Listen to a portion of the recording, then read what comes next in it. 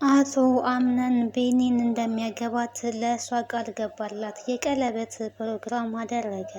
በጣም ተደስታ ትገኛለች። ወይዘሮ ጄሪ ታዲያ በጣም በዚህ ምክንያት ተናዳለች። የተናደደችበት ምክንያት ደግሞ አስቀድሞ እኔን ከመረጠ በኋላ ለምን ይህንን ሁሉ ግፍና በደል በእኔ ላይ ያደርጋል በማለት በጣም ተናዳ ትገኛለች። መጀመሪያ እንግዲህ ጄሪን አገባሻለሁ ብሏት ነበረ። አሁን ላይ ግን ቢኒንን መርጧል ማለት ነው። የአምነን ምርጫ እንግዲህ እንደኔ አሁን ላይ ትክክል ነው ብዬ አስባለሁ። መጀመሪያም የመረጠው ምርጫ ትክክል አልነበረም ማለት ነው። ሰላም ጤና ይስጥልኝ ውድና የተከበራችሁ የኤዶም ሚዲያ ቤተሰቦች እንዴት አላችሁ? በያላችሁበት ሰላማችሁ ይብዛ። ለዚህ ቻናል አዲስ ከሆናችሁ ሰብስክራይብ እያደረጋችሁ ቤተሰብ እንድትሆኑ በአክብሮት ጋብዛለሁኝ። ቤተሰብ ናችሁ የምትከታተሉት ምስጋና ከልብ ነው። እንግዲህ ድር የሚለውን ቀጣዩን ክፍል ወደ እናንተ ይዤላችሁ መጥቻለሁኝ። ይሄ ድራማ አስተማሪና ተወዳጅ የሆነ ድራማ ነው። በባለፈው ፓርት ላይ እንደተመለከትነው እንግዲህ ጄሪ በጣም ደስተኛ ሆና ነበረ። ከመረጠኝ አይቀርማ ከእሱ ጋር ጥሩ ጊዜ ማሳለፍ አለብኝ በማለት ሮማንቲክ ነገር ለማዘጋጀት እንግዲህ ከአቶ አምነን አክስት ጋር ተማክራ ነበረ። ይህንን ካሰብሽማ ጥሩ ነው አድርጊው ትችያለሽ አንቺ ብላ እሷም ገፋፍታት ነበር። ነገር ግን ወይን ገዝታ ቤቱን መኝታ ክላሱን በአበባና በሻማ ካስጌጠች ካስዋበች በኋላ ወይን ይዛ ቢጃማ ለብሳ እየጠበቀች ነበረ። ነገር ግን አቶ አምነን እሷ ወዳለችበት ክላስ በጭራሽም አልሄደም። ከስራ እንደመጣ ቀጥታ የቢኒን ክላስ ነው የሄደው። ቢኒን ክላስ ሲሄድ እንግዲህ ቢኒን እያለቀሰች ነበረ። ስቅስቅ ብላ አይኗ እስከሚጠላ ድረስ እያለቀሰች ነበረ። እሱም ታዲያ ግራ በመጋባት ቢኒን ምን ሆነች ነው ብሎ ሄዶ አቅፏት የሆነችውን ነገር እየጠየቃን ነበረ። የእሷ ምላሽ ታዲያ እናቴ ናፍቃኝ ነው ነበረ ስትል ነበረው። ቢኒን እንግዲህ አቶ አምነንን በጣም ነው የምታፈቅረው። ነገር ግን ከልቧ ጋር እየተጣላች ነው። እንዲታወቅባት አትፈልግም። እንደምታፈቅረው እንደምትወደው እንዲታወቅባት አትፈልግም። እሱም ቢሆን ያፈቅራታል። ነገር ግን ሁለቱም እየተፈቃቀሩ አንዳንዴ ድርቀኝነት እንግዲህ በህይወታችሁ ሲኖር በጣም ከባድ ነው። ሀሳባችሁን በግልጽ አለመግለጽ ዋጋ እንድትከፍሉ እንድትጎዱ ያደርጋችኋል እና ሁለቱም እየተፈላለጉ ግን የሆነ መሀላቸው ላይ ፍቅራቸውን ግልጽ ማድረግ አልፈለጉም ነበረ። አሁን ላይ ግን ሁሉም ነገር ይፋ ሆኗል። በቃ አታልቅሺ፣ እናትሽን የት እንዳለች ታውቂያለሽ ወይ? እናትሽን ፈልገን እናገኛታለን፣ ችግር የለውም ማልቀስ የለብሽም እያለ እቅፍ አድርጎ እየሳመ እያባበላት እንግዲህ ለቅሷን አስረስቷት ነበረ።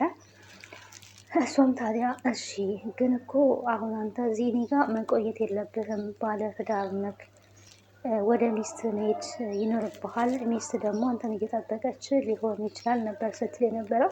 ግን ከዛ አስቀድሞ እንግዲህ ጄሪ ተመርጠሻል በተባለች ሰዓት ያው ሶስቱ ሴቶች ለምርጫ ነበር የቀረቡትና ከእሱ ጋር ለመተኛት ሄዳ ነበረ እሱ ሳይፈልግ። ያኔ ታዲያ እንደ ውሻ ነው ከክላስ ያባረራት ማለት ነው።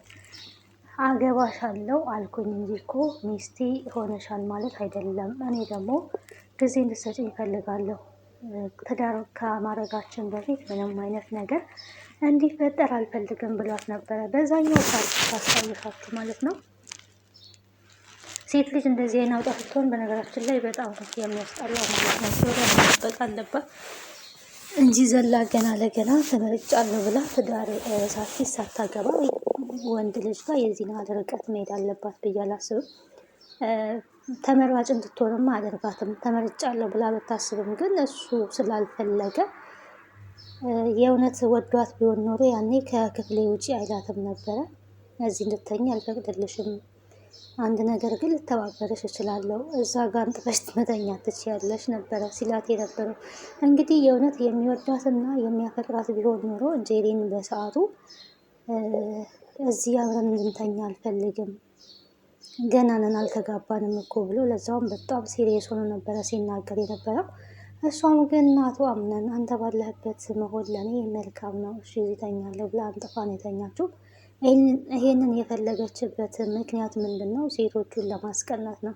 ከአቶ አምነን ጋር አደርኩኝ ለማለት እንዲመቻት ነው። ታዲያ ያሳለፍኩት ሌሊት በጣም ደስ የሚል ሌሊት ነበረ ብላ ሌሎቹን ለማስቀናት ስታደርግ የነበረው ነገር ከአምነን አክስት ጋራ ደስ የሚል ሌሊት ነበር ያሳለፍኩት።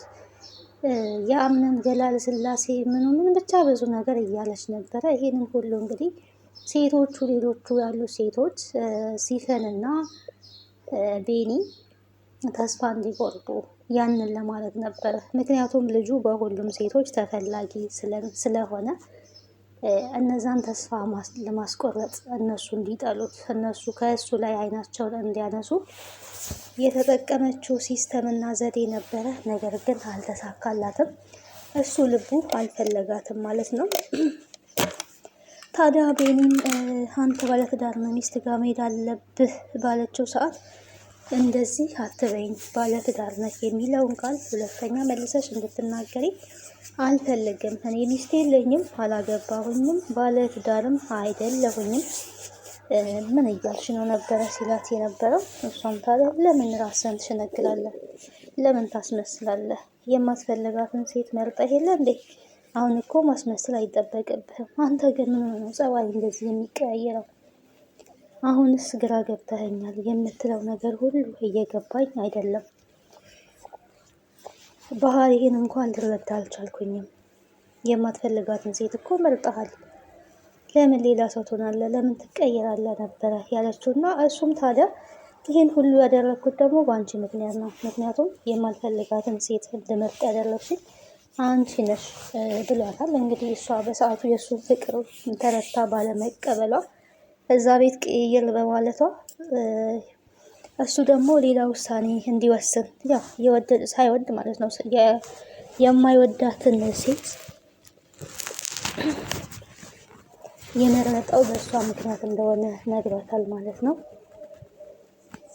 እሷም እንግዲህ እንደዛ ሚስት የለኝም በማለቱ አላገባውኝም በማለቱ ያ ነገር ከጄሪ ጋር ልቡ እንደሌለ አሁንም ሀሳቡ ከእሷ ጋር እንደሆነ ያንን ተረድታለች እና በጣም ነበረ ውስጧ የተደሰተው። ምክንያቱም እሷ ከእሱ ጋር መሆን ትፈልጋለች፣ እሱ ማግባት ትፈልጋለች።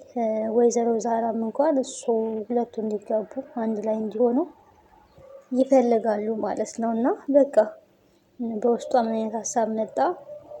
አሁን እዚህ ዝም ብዬ ከኔ ጋር ካደረ ስላልመረጠኝ እየተናደድኩበት ይመስለዋል። ስለዚህ ሂድ ልበለው ብላ አሁንም አላ የሆነ ያለ መሸነፍ ማለት ነው። አንዳንዴ በተለይ ይሄቺ ነገር እኛ ሴቶች ጋር ነው እየፈለግን ውስጣችን እየፈለገ እንኳን ላለመሸነፍ አንዳንዴ ከራሳችን ጋር የምንታገለው ነገር አለ። ግን መሸነፍ ጥሩ ነው። በተለይ በፍቅር ላይ ተሸናፊ መሆን አስፈላጊ ነው ብዬ አስባለሁ። ግን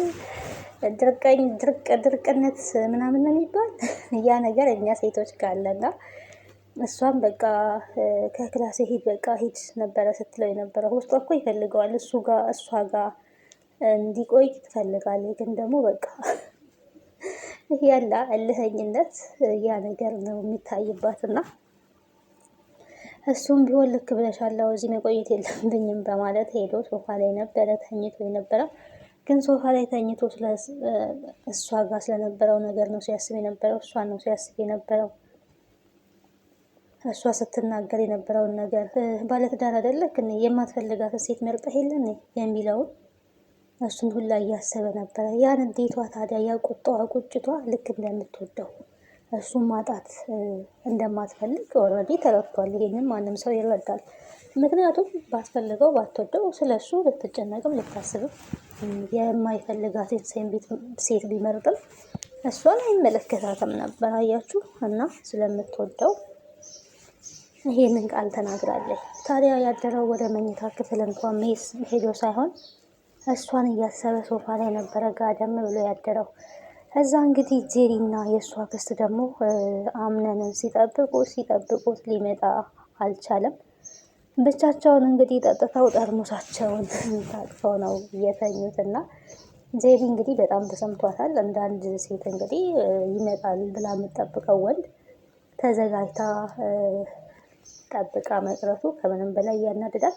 እኔ እንግዲህ እዚህ ጋር በአምነን ልናደድ አልችልም። ምክንያቱም ፈቃደኛ ሳይሆን እሱ ባሏ ሳይሆን ይህንን አስባ ቀድማ ገና ተመርጠሻል ስለተባለች በጣም ብዙ ፕሮሰስ አለው በትዳር አንድ ላይ ለመሆን። ዝም ተብሎ በአንድ ቀን ፈልጌ አገባሻለሁ ስለተባለ ብቻ ያ ነገር ይቀጥላል ማለት አይደለም። በመሀል ላይ ብዙ የሚፈጠሩ ነገሮች ሊሆኑ ይችላሉ።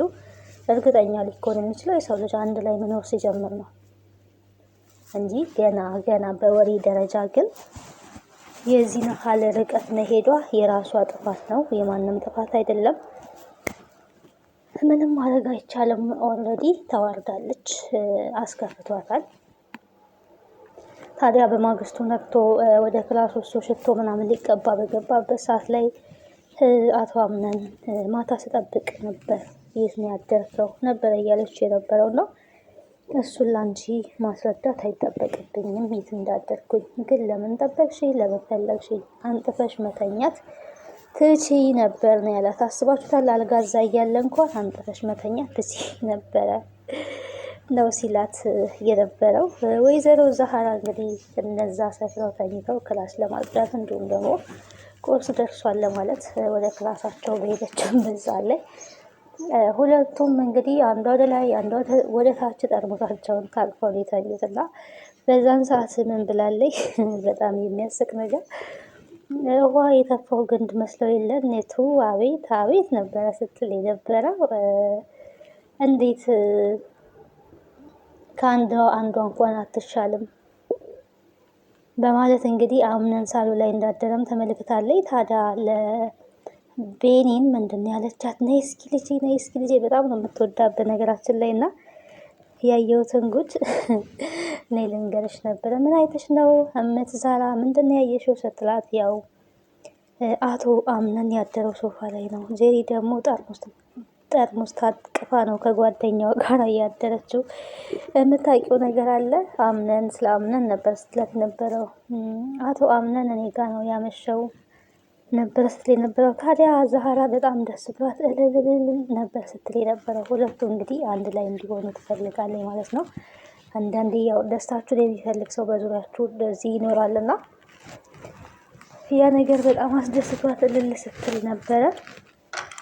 ቤኒን እንግዲህ አሁን ላይ በጣም ትልቅ ተስፋ አላት። የራሷ እያደረገች ነው የምትገኘው ማለት ነው።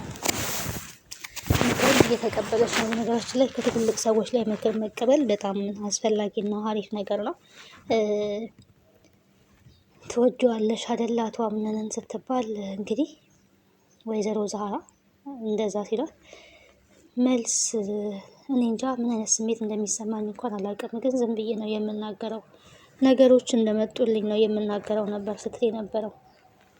ልጄ ጥፋት አጥፍተሻል፣ እንደመጣልሽ መናገር የለብሽም። እንደመጣልሽ የምትናገሪ ነገር ዋጋ ያስከፍልሻል። ምንም ነገር ስትናገሪ አስበሽ ልትናገሪ ይገባል። ሳታስቢ ምንም ነገር መናገር የለብሽም ነበረ ሲሏት የነበረው እውነት ነው። በህይወታችን ውስጥ እንግዲህ የሆነ ነገር ካላሰብን ዝም ብለን መናገር የለብንም። ሳናስብ የምንናገራቸው ነገሮች ከምንም በላይ እኛን ዋጋ ያስከፍሉናል ማለት ነው። ስለዚህ አንዴ ከመናገር በፊት 2-3 ጊዜ ይሄ ነገር ጥሩ ነው ወይስ ጥሩ አይደለም፣ ዋጋ ያስከፍላል የሚለውን ነገር ልንረዳው ይገባል፣ ልናስብበት ይገባል። ከዛ በኋላ ነው መናገር ያለብን።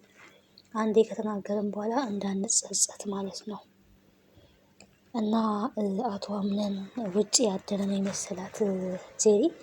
ነገር ግን እሱ ውጭ አይደለም ያደረው ቤት ነው ማለት ነው። ቤት ነው ያደረው። ታዲያ የት ነው ያደረው ሲባል ያው መናገር አልፈለገም። እየተጠቃቀሱ ነበረ ቁርስ ላይ ቁጭ ብለው ቤኒንና አምነን በጣም በፈገግታ እየተያዩ ነበረ። በቀጣይ እንግዲህ ቀጣዩን ክፍል ወደ እናንተ ይዤላችሁ የምመጣ ይሆናል። ፕሊስ ግን እናንተ ላይክ እና ሰብስክራይብ እንድታደርጉ እንዲሁም ደግሞ ሼር እንድታደርጉ በአክብሮት እጠይቃለሁ። ስለምታበረታቱኝ አመሰግናለሁኝ። ቻናሉ አዲስ ቻናል ነው። ሰብስክራይብ እያደረጋችሁ እስኪ 1K እንግባ። ቢያንስ ገና 800 ምናምን ነው ሰብስክራይቡ እና 1K ያስገቡን። ላይክ አድርጉ። ደግሞ ላይክ ስታደርጉ ዩቲዩብ ራሱ ሪኮመንድ ስለሚያደርገው። ቻው፣ ደህና ሁኑ።